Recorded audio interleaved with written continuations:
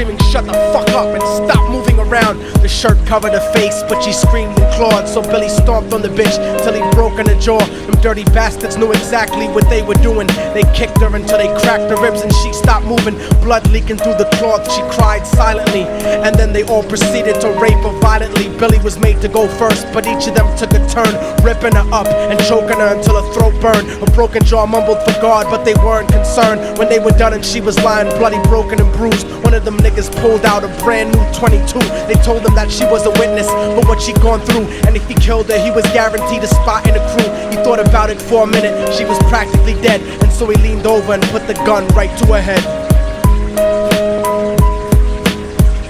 I'm falling and I can't turn back.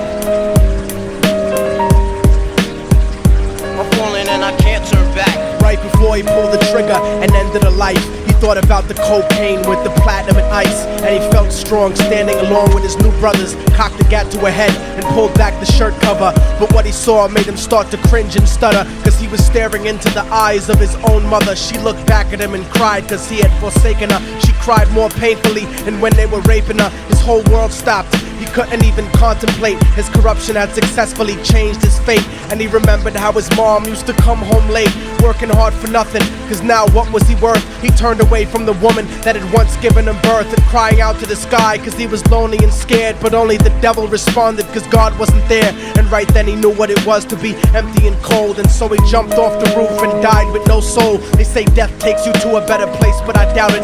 After that they killed his mother and never spoke about it. And listen, cause the story that I'm telling is true, cause I was there with Billy Jacobs and I raped his mom too. And now the devil follows me everywhere that I go. In fact, I'm sure he's standing among one of you at my shows, in every street cipher listening to Little Thug's flow. He could be standing right next to you and you wouldn't know.